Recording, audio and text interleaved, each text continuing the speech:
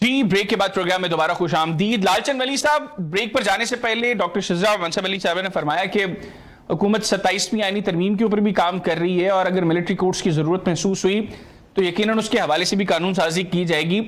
तहरीक इंसाफ का क्या ठीक है सर इस पर?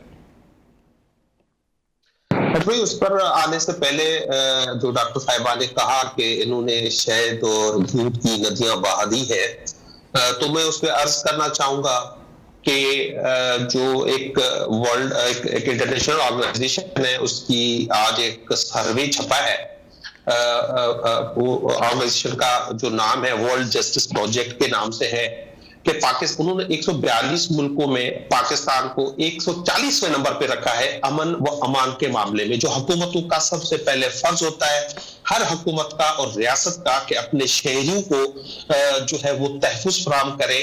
तो अब हम 140वें नंबर पे आ गए हैं और हमसे पीछे सिर्फ एक नाइजीरिया है और एक माली एक मुल्क है, जिनको ऐसे ममालिक है तो जिनको कोई जानता नहीं है वो, लेकिन हमारी हालत इतनी खराब है।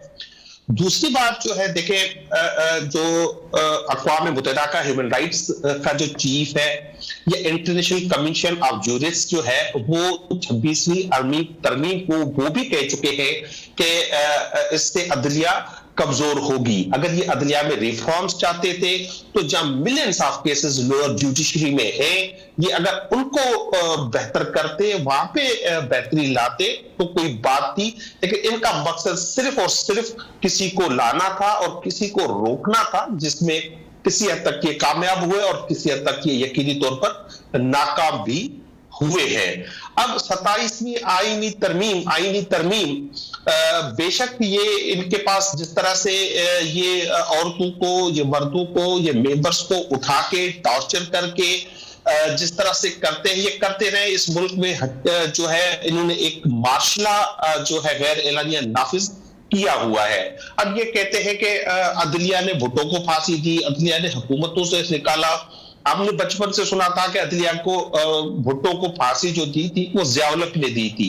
ये अदलिया के बेचारे क्या होती है, अदलिया फांसियां देने वाली या निकालने वाली? अदलिया तो एक रिजर्व सीटों का फैसला आया है वो इंप्लीमेंट नहीं करा सकती, तो फांसियां कहां से देने लगी अदलिया? जो फैसले करते हैं ये उनके हाथ में ही खेल रहे हैं, ये उनके कहने पे ये कर रहे हैं। इन्होंने पाकिस्तान का जो वाहिद आइन है, जो मुत्तफका आइन है किसी हद तक, और वही जमानत है इस फेडरेशन की, इस मुल्क को मुत्तहद रखने की, ये उससे खिलवाड़ कर रहे हैं और इससे पाकिस्तान की जो सॉवरेनिटी है उसको इख्तिलाफ तो नहीं कर सकते कि ये जो 26वीं आईनी तरमीम है, इसमें आपके बहुत से पॉइंट्स जो आपकी कंसर्न्स थे वो निकाल दिए गए। और इवन ये जो कॉन्स्टिट्यूशनल बेंचेस का मामला है, वो भी सलमान इकरम राजा साहब कहते हैं कि जमात उलमा इस्लाम को तो सजेशन ही हमने दी थी ये कॉन्स्टिट्यूशनल बेंचेस की। तो गवर्नमेंट पाकिस्तान तहरीक इंसाफ को 26वीं आईनी तरमीम में, सिवाय इसके कि आप लोग इस पर एतराज करते हैं कि ये लेजिटिमेट नहीं है, ये कॉन्स्टिट्यूशन अमेंडमेंट कर नहीं सकते थे, आप लोगों को पॉइंट से तो ऐसे कोई इस तरह एतराज नहीं है सीरियस? साहब, मैं 26वीं आईनी तरमीम की बात कर रहा हूं। बहुत सीरियस किस्म के रिजर्वेशंस हैं। आईनी बेंच की बात थी, आईनी कोर्ट की नहीं थी, लेकिन आईनी बेंच जो था वो इसी मौजूदा जो चीफ जस्टिस सुप्रीम कोर्ट का हो उसके अंडर में होने चाहिए थी। अब ये एक चीज, ये मुल्क में एक पैरेलल सिस्टम कायम करना चाहते हैं। अब दो अदालतें होंगी। 2 दिन से या 3 दिन से आपने सुना कि अब तो हर बंदा, हर शख्स जो आ रहा है वो, क्योंकि हर चीज हमें प्रोटेक्शन देता आइन है, हमारे कारोबार हो, हमारा मूवमेंट का हो, हमारा फ्रीडम टू एक्सप्रेस। वैसे अब लग रहा है कि आने वाले दिनों में कॉन्स्टिट्यूशनल बेंचेस में भी जजेस की तादाद बढ़ानी पड़ेगी, क्योंकि जिस तरह आपने भी जिक्र किया है, वाकईतन हर दूसरा केस है कॉन्स्टिट्यूशनल बेंच की तरफ ही। हैदर भाई कॉन्स्टिट्यूशनल बेंचेस इस वक्त नहीं बन सकेंगे। जो हमारी जो एक बड़ा फ्लॉ है इस आईनी तरमीम में, जो जुडिशियल काउंसिल है, जिसको ये अदालतें बनानी है, बेंचेस बनाने हैं, उसकी इन्होंने जो मेंबरशिप दी है वो 13 की है।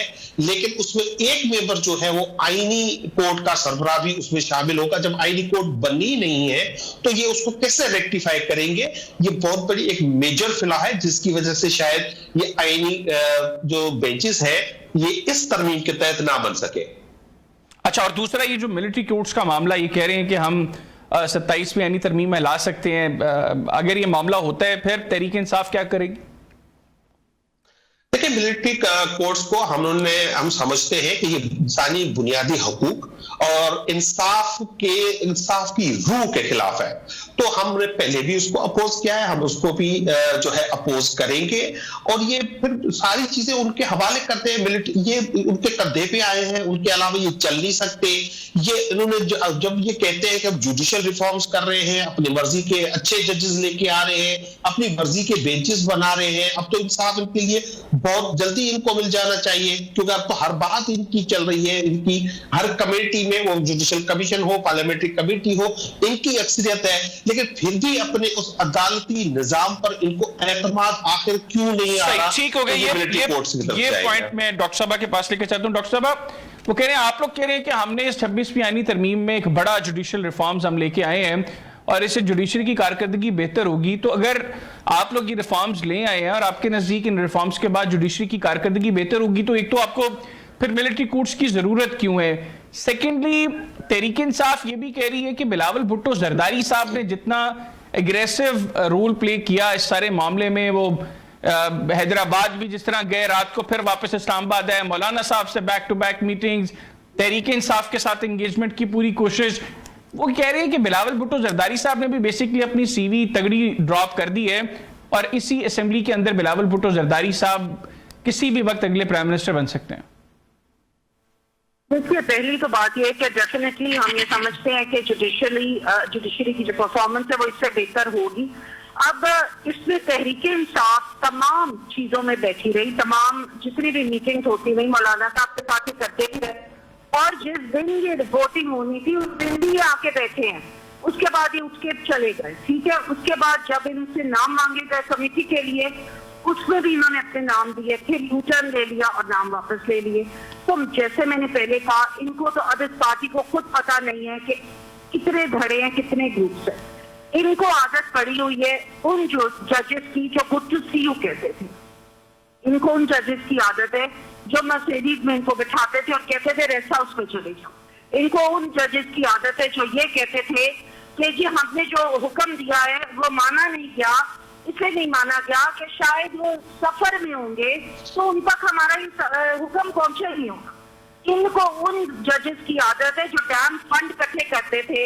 इनको उन जजेस की आदत है जो 190 मिलियन पाउंड से इनको जमीन लेके देते थे जहां पे ये अपना ट्रस्ट बनाते थे। तो आज ये परेशान इसलिए हैं कि वो वाले जज, वो सहूलतकार और ईमानदार जज जो हैं वो किधर हैं? ये इन जजेस को ढूंढते फिर रहे हैं, लेकिन अब इनको ईमानदार जजेस मिलने मुश्किल होंगे। इसलिए कि इस वक्त जुडिशियल रिफॉर्म्स के बाद आईनी अदालतें अपना काम करेंगी और अवाम की अदालतें, जो कि अवाम के वो काम और वो मुकदमे जो कई साल पड़े रहते हैं, लोग जेलों में सड़ते रहते हैं, लोग जेलों में मर जाते हैं और मरने के बाद पता चलता है कि वो तो बेकसूर थे, तो कम से कम अवाम को अब रिलीफ मिले। तो डॉक्टर साहब, फिर आपके नजदीक जो ईमानदार जजेस हैं, चले हुकूमत तो कहेगी हम कॉन्स्टिट्यूशनल बेंचेस में उनको अपॉइंट कर लेंगे, तो बकिया सुप्रीम कोर्ट के जजेस तो वही हैं, फिर आपने अवाम के लिए क्यों जो आपने कहा ईमानदार जजेस हैं वो छोड़ दिया अवाम के लिए? जी, कोई भी ईमानदार जज नहीं।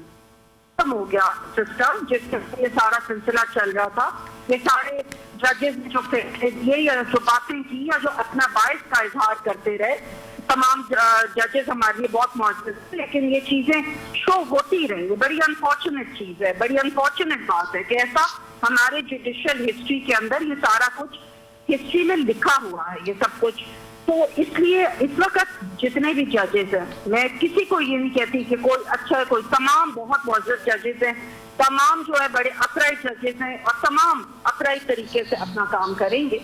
और इनका जो ख्याल है या जिस तरीके से ये जुडिशरी को पॉलिटिसाइज करना चाह रहे हैं और जिसमें कि कुछ हद तक कामयाब भी रहे अपने दौर में, अब ये इनका वो पॉलिटिसाइज करने में नाकाम रहे हैं। ठीक हो गया। और डॉक्टर साहब, ये भी बताइएगा कि क्या ये बात दुरुस्त है कि आपकी कोई पीपल्स पार्टी से ऐसी कोई अंडरस्टैंडिंग है कि इसी असेंबली टेन्योर के अंदर बिलावल भुट्टो जरदारी साहब को प्राइम मिनिस्टर बनाया जाएगा? देखिए, हमारी कोई ऐसी अंडरस्टैंडिंग नहीं है, ना कोई ऐसी बात है। ये इनकी ख्वाहिश हो सकती है, लेकिन इसके अंदर कोई हकीकत नहीं है।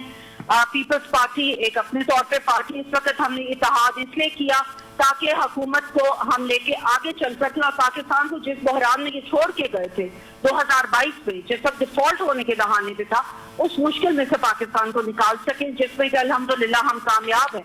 आपको याद होगा कि शुरू में पीपल्स पार्टी ने पीटीआई को ये ऑफर किया था कि अगर आप समझ लें आपके पास इतने नंबर है तो आए हम आपके साथ इत्तेहाद करके तो हम आपके साथ हुकूमत बनाने को तैयार हैं। उस वक्त इन्होंने क्यों नहीं हुकूमत बना ली? उस वक्त इसलिए इन्होंने हुकूमत नहीं बनाई क्योंकि ये इंतशार की सियासत में यकीन करते हैं, सड़कों पे ये मारे फिरते हैं, बदअमनी फैलाते हैं और इन चीजों में ये बिलीव करते, पाकिस्तान की तरक्की या खुशहाली में बिलीव ही नहीं करते। ठीक हो गया डॉक्टर साहब, साथ ही का लालचंद मलिक साहब, डॉक्टर साहब कह रही हैं एक तो आप लोग भूल जाएं अब ईमानदार जजेस होंगे, ईमानदार जजेस सारे अब फारिग हैं, कोई ईमानदार जज नहीं रहेगा। सेकेंडली जो असद कैसर साहब भी कह रहे हैं, पीपल्स पार्टी तहरीक इंसाफ के और लोग भी कह रहे हैं कि बिलावल भुट्टो जरदारी साहब अगले प्राइम मिनिस्टर बनने जा रहे हैं इसी असेंबली टेन्योर के अंदर। उन्होंने कहा ऐसी कोई सेटलमेंट नहीं है पीपल्स पार्टी के साथ, ये आपकी ख्वाहिश हो सकती है, तो क्यों आप ऐसी ख्वाहिश कर रहे हैं? देखिए, सबसे पहले जो डॉक्टर साहिबान कह रही है कि अब जबरदस्त जजेस आ गए हैं और इनकी मर्जी पसंद के हैं, तो भाई एतमाद करें ना उन पे, इनको प्रॉब्लम क्या है? आप कल अपनी मर्जी से हम नहीं बैठे उस कमेटी में, आपने अपनी मर्जी से अपनी पसंद का एक जज लगाया, वो चीफ जस्टिस ऑफ पाकिस्तान है। अब खुदा उस पर एतमाद करें। आप कह रहे हैं कि नहीं हम जो है उसका प्रैक्टिस एंड प्रोसीजर बिल ले आएंगे, उसको कमजोर करेंगे कि ये ताकतवर ना बन जाए। आप कह रहे हैं कि मिलिट्री कोर्ट्स बनाएंगे क्योंकि हमें इस जज पे एतमाद नहीं है। आप ले आते 3 दिन के बाद आप अदम एतमाद कर देते हैं, तो आपकी कौन सी स्टैंडिंग है? बाकी रही बात देखिए, बिलावल भुट्टो साहब की ये ख्वाहिश जरूर हो सकती है, होने भी चाहिए, जाहिर सी बात है, वो उसके वालिद साहब का भी यही ख्वाब है और ये भी पूरे पाकिस्तान की आवाम को पता है कि ये जो आपस में मिलके बैठे हैं, इनकी आपस में मोहब्बत कोई नहीं है, मजबूरी है।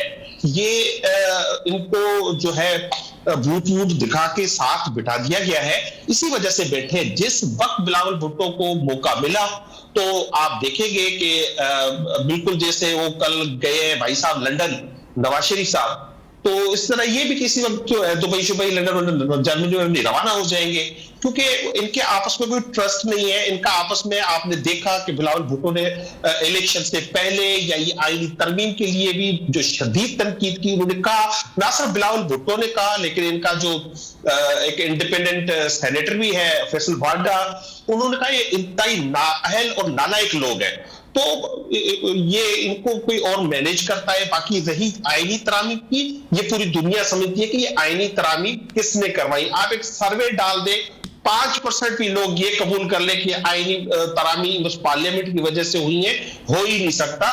जो जिन्होंने कराई है ये सबको पता है। अच्छा डॉक्टर साहब, आप आखिर में ये बताइएगा कि जो रीसेंट रिलीफ्स हैं पाकिस्तान तहरीक इंसाफ को जो मिले हैं, बुशरा बीबी की रिहाई, फिर इमरान खान साहब की दोनों बहनों की रिहाई, उससे पहले इमरान खान साहब को जो मुलाकात की इजाजत इस्लामाबाद हाई कोर्ट की तरफ से मिली, और अब जो मुलाकात पर पाबंदी लगाई गई थी वो पाबंदी भी हट गई है। आपके नजदीक ये कोई बैक एंड सेटलमेंट है जिसके नतीजे में ये सारे मामला हुए हैं, या आप समझ रही हैं कि ये बिल्कुल जेन्युइनली इंसाफ के तकाजों को पूरा करते हुए ये सारे मामला हो रहे हैं?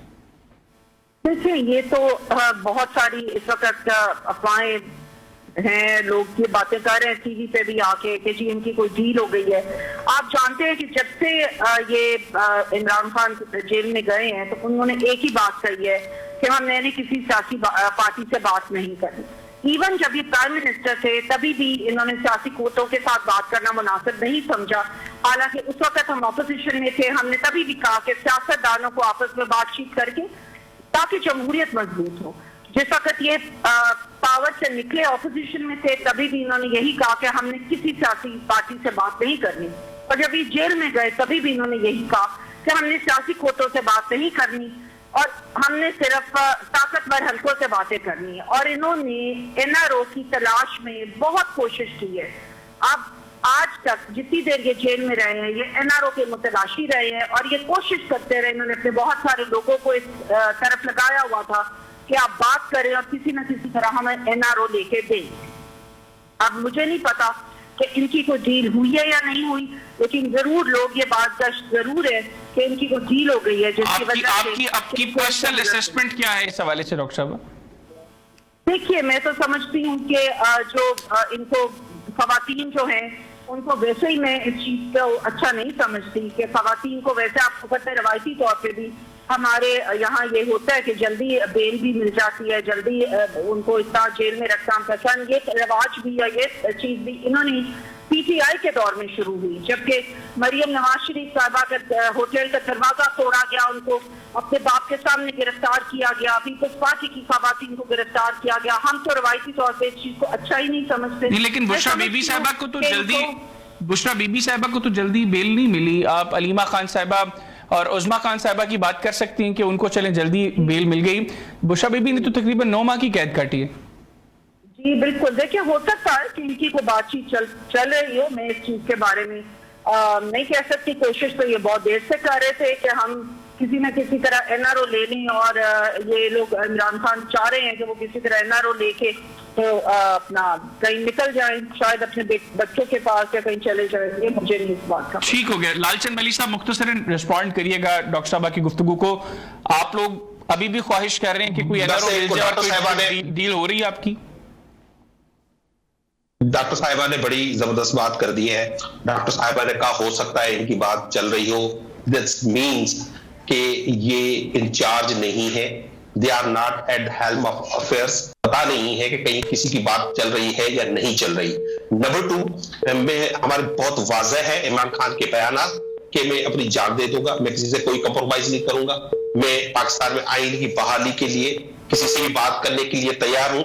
लेकिन जो है ये कहना कि कोई एनआरओ है, बुशरा बीबी आपने राइटली फरमाया कि 9 माह जेल में रही और कोई केस नहीं, और उनकी बहनें अलीमा खान, उनका क्या जुर्म था? वो जाके पहुंची थी जी चौक पर और उनको पुलिस उठा के ले गई थी, ना वो दहशतगर्दी थी ना उनके हाथ में बंदूक थी। तो उस पर ये तासुर लेना मेरे ख्याल में इंतई गलत है, और ये मुमकिन नहीं है कि इमरान खान को नवाज शरीफ की तरह या जरदारी की तरह कोई सौदेबाजी करेंगे। बिल्कुल ठीक हो गया। बहुत शुक्रिया लालचंद वली साहब और डॉक्टर शज़दा मनसब अली खरल साहिबा, आप दोनों ने प्रोग्राम के लिए अपना वक्त निकाला। नाज़रीन, दोनों मेहमानों की गुफ्तगू आपने सुनी। प्रोग्राम में एक छोटा सा ब्रेक लेंगे। ब्रेक से वापस आएंगे तो साबिक वज़ीर आला बलूचिस्तान नवाब गौस बख्श बारोज़ी साहब हमारे साथ मौजूद होंगे। उनसे मुल्क की सियासी मामलात पर डिस्कशन करेंगे। कहीं ना जाइएगा, स्टे विद अस।